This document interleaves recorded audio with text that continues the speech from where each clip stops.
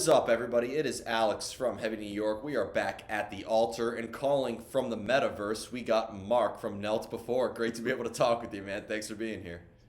Yeah, glad to be here. Yeah, I never knew that the metaverse would have such like a beautiful sky like in the background and everything like that. Well, it's warmer than it is in Oregon where I'm at right now, so this is where I wanted to be.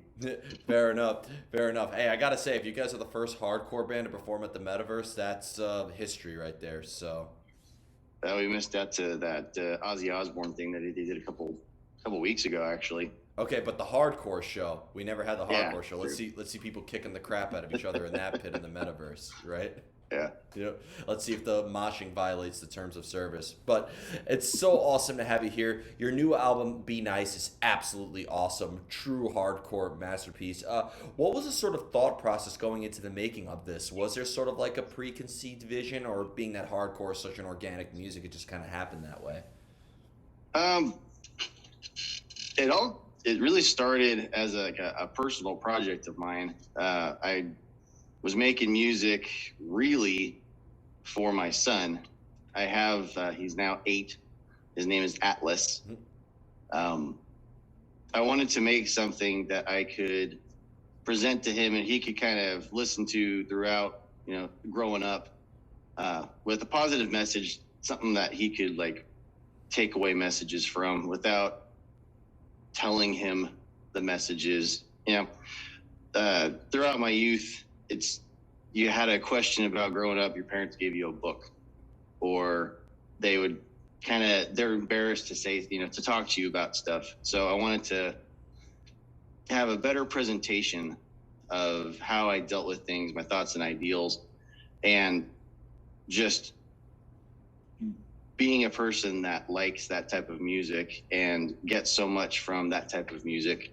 It just melded together. I mean, he's not a big fan of hardcore now, but he will be. Yeah, So I didn't get into it till I was in my 20s, so everybody has a different path. But that's parenting done right there. Excellent job. yeah. Eh, Well, yep. kind of a funny thing. He was speech delayed, and so the way that we actually worked on his speech was he recorded cover songs.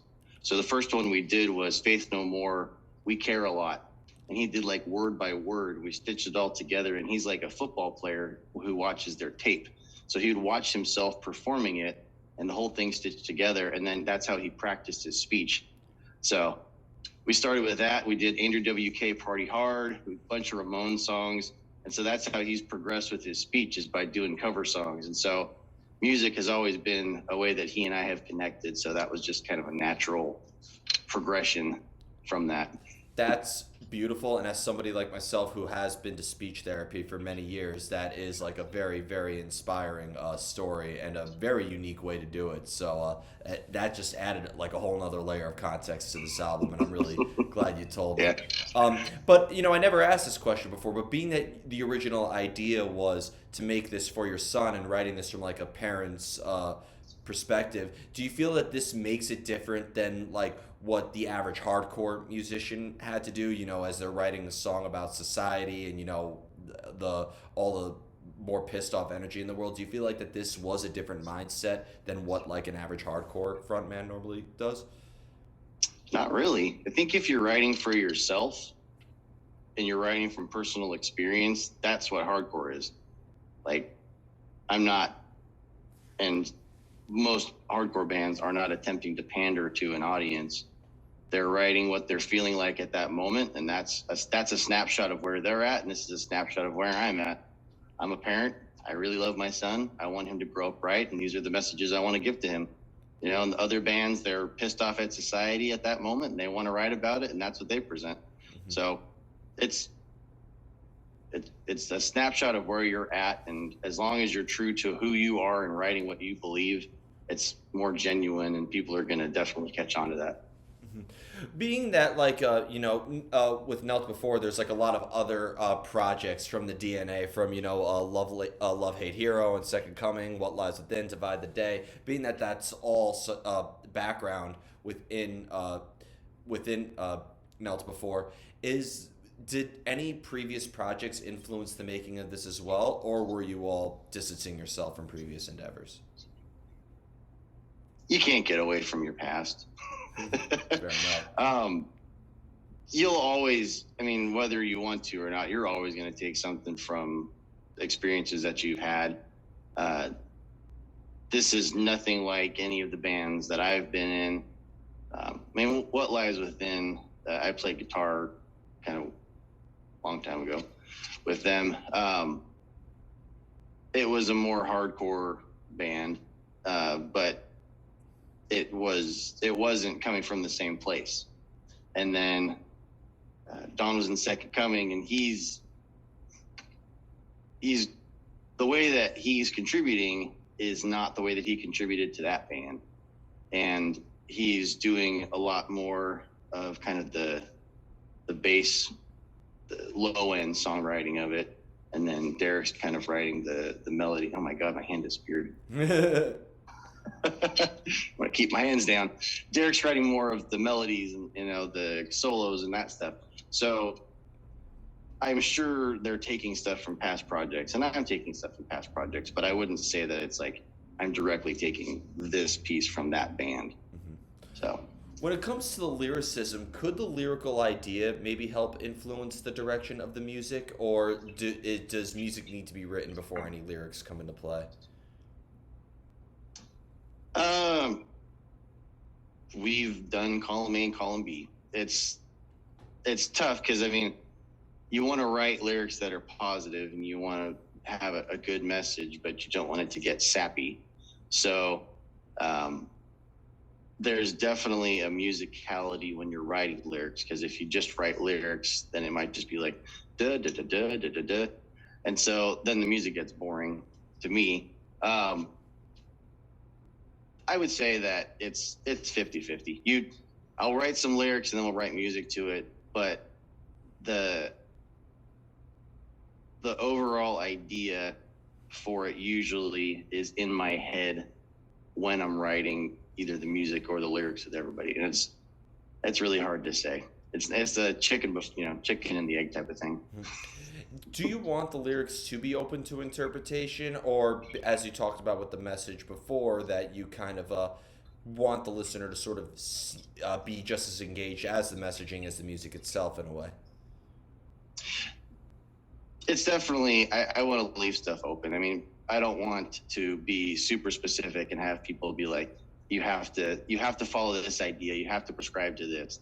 So like the band name and the song Knelt Before, people were like, oh my God, are you guys a Christian band, or are you guys, like, do you guys have an agenda? And I was like, no, it's mostly just I've knelt before, I've followed rules. It wasn't for me, and I'm not going to do it again. I'm going to be more reserved when taking order, and being a firefighter, it's a little different in that respect. But Yeah. but like you could take it in many different ways. You could take it like you've listened to government, you've listened to your parents, you've listened to people that make rules before, and you've just blindly followed along with it, but you're not going to do it again. So I don't want to pigeonhole an idea and say like do this or follow this way. And that's kind of my idea with presenting this to my son, is that these are how I did it. You're not going to do it the same way as me. I don't want you to live the same life that I lived. I don't want you to follow exactly the same path. This is just what happened to me, how I dealt with it. And I think I think it's good that you have like the best of both worlds with it, where like you can, you do have like a clear cut message, like going from anger and acceptance to attract such as purpose. But I think at the same time, people could take the message and feel any way that they want about it. There's going to be people who did agree with it or agree with the message or disagree with it. But in the end, I think the lyricism with the music does invoke discussion and interpretation. Yeah, and that's the great thing about music and people and the world. And I miss having those conversations. They're starting to come back, but it's great that people can disagree on a topic and have a civil conversation about it. maybe walk away still not agreeing, but still be civil and be able to talk. Definitely. And that's what I want. I want to present an idea. If you agree with it, awesome. If you don't agree with it, that's great. I'm still going to be your friend. Could somebody maybe interpreting a song differently than you, or just people's experience with the music, maybe add another layer of context to the material as well, or do you prefer if the songs just say where they are and mean what they mean as they're written?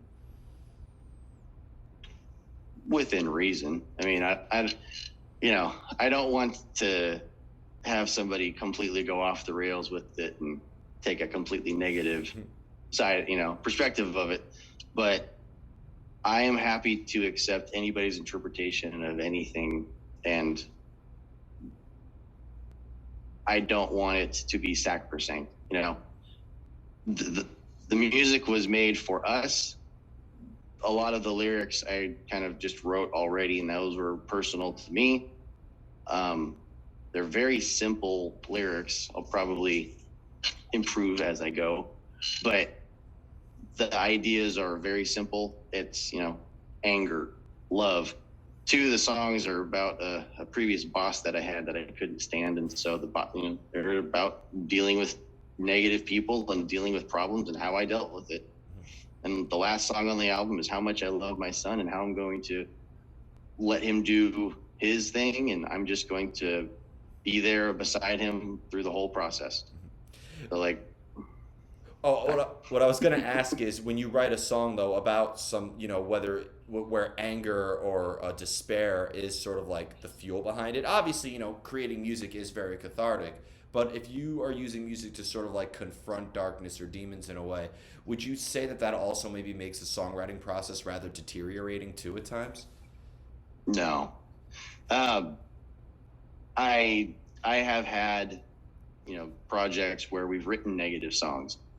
The process of getting it out of your body and creating a shared experience with someone who's feeling the same thing is just as powerful. So if I have I'll listen to Watain and that's not positive. Like Rotting Christ and I love all that type of music, and I'll listen to it, and it's not always like super negative, but it's pretty negative in some spots. They talk about some pretty dark things. And if you're in a dark place and you listen to something like that, you're like, oh my gosh, someone else is going through that same thing and they got out the other end. So our stuff is, we have a problem. This is how we deal with it. And by regurgitating it or getting it out of my mouth and getting it out, that's how I'm processing these problems. And you singing along with it, that's how you're processing those problems. In our stuff, it's more like a more positive mantra. So like anger and acceptance, I'm just not that angry anymore. Like there's all these people that are doing all this angry stuff at me, and I just don't have time for it. And so my hope is if people take that in and they can sing along with it and say that, they'll just keep saying it over and over again, and then they're not as angry. But on this flip side, if there's someone saying, I'm angry, that's equally just as powerful to be like, yeah, I'm angry. Like, I need to understand this feeling in me and I need to process it. So, Do you find it though, like the longer that you work on a song, the harder it is to sort of like maintain the emotion that's the foundation of it in a way, or is that never been really an issue, especially because these songs are so fast and pedal to the metal? um, the process has actually been very fast, and I don't really sit on stuff for a while. The song that's written in Japanese, Yeah. well, there was a lot of editing. Um, I thought my Japanese was good enough, and it was not. So I had a lot of people kind of help me through that, and kind of as it went, Struggle. I'm like, oh man, am I simplifying this too much? Am I creating something that's just going to be like super hokey? And if someone who's a native speaker listens to it, they're going to be like, oh. And so that one I kind of struggled with, because the longer it went, that was about 3 months. to get it right. Um, and throughout that process, I had a lot of second guessing it, because the more I looked at it, I'm like, man, these are just really basic lyrics. And so, but you're always going to get that. When we were creating everything, like, we did all this at home. I have a home studio. We mixed it with a buddy. No label support. We have distro through Earache Digital and Wrecking Crew, but we haven't really had any, we're not having labels do it because we're not going to be touring that much, and it's not mutually beneficial to them. So I didn't know what the response would be. So more than just individual songs, the body as a whole, like, sitting with that, listening to it and being like, do I still believe in this? Yeah, okay. And that's the nice thing about the leaving it open for interpretation, is the more you listen to it, you're like, oh, today I'm feeling this way, and I'm still listening to these songs, and I'm taking something a little different to it. So if it's a personal experience and you're writing about your personal feelings and you don't fake it, I think you can sit with it. And I listen to it often still, because it's fun music and I just like it. So Fair enough. And I have two more questions for you. Is it better if everybody in the band is like on the same page and is feeling the same way when songwriting, or do you think if everybody is kind of like in their own little worlds in a way, that can maybe actually help enhance the songwriting process and maybe add like some contrast or diversity? I don't want everyone to think and feel the same way at all times. Like, we are a group of people that all come from different backgrounds, have different paths, we're all very different. And we have different political ideologies, religious ideologies, and we can come together and put all that aside and agree that we're doing something positive. And that's the tenet, no cussing, stay positive. Whatever they're coming in with it, as long as they're like, okay, I got all this stuff going on in my life and it sucks, but I am doing this as like you're saying, a cathartic way to expel those demons and feel better. As long as our goal is the same, ultimate goal, then wherever we're at, it's going to bring a different dynamic to it. And the final question I wanted to ask you is circling back to hardcore, because I've interviewed a lot of hardcore bands, whether it will be a band as classic as Agnostic Front or a band that's currently killing it with hardcore, like a band like God's Hate, for example. To you, what makes something hardcore? Is it a sound? Is it a style of music? Is it a lifestyle? I've gotten so many different answers for this. I'd like to hear your perspective on it. I mean, if you listen to our songs, like, I wouldn't give it a traditional hardcore title. There's singing, there's kind of poppy punk parts of it. It's positive. And, growing up listening to Life of Agony and Madball and Agnostic Front and all that stuff, and living on the West Coast, but listening to East Coast bands, it's like, that's a totally different idea of what hardcore is. So, and just like straight edge. I'm straight edge, but I don't agree with a lot of the people that claim straight edge and go and beat somebody up, or like, I'm from California in Orange County, where people would drive to Reno or vice versa and go to shows to beat people up. That's fucked so, up. Yeah. Yeah. But you're from the Orange County scene, so you must have like witnessed like with bands like Atreyu or 18 Visions or one band that's been killing it that came out of, I believe, out of that area is See You Space Cowboy. So yeah, I mean, I've always been scene adjacent. I grew up in it. I've been to show, like, there was a place called Coos Cafe, which is a little tiny house. You had these hardcore shows there, and they would like knock the walls down. There was this band, I really wish they would come back, called Mateo. I'm sorry, that's my friend Mateau, which was a pirate-themed hardcore band. Mateau. Yeah. Just that on paper alone makes me curious. A pirate-themed hardcore band. I think this is going to give Ailstorm a run for its money. That's what I was about to say. Like if Ailstone was 20 years ago, And not from but England. yeah, but like you can't. I don't know. You can't pin down a style of music or anything on hardcore. Hardcore, just like straight edge, is an idea. It's a personal thing where you have a belief, you put that belief down, you share that belief. It's not a lifestyle, because if it was, I definitely don't fit it. I'm not an angry person. I don't like getting into fights. I'm not in a crew. Uh, I don't wear camo shorts and a like basketball jersey.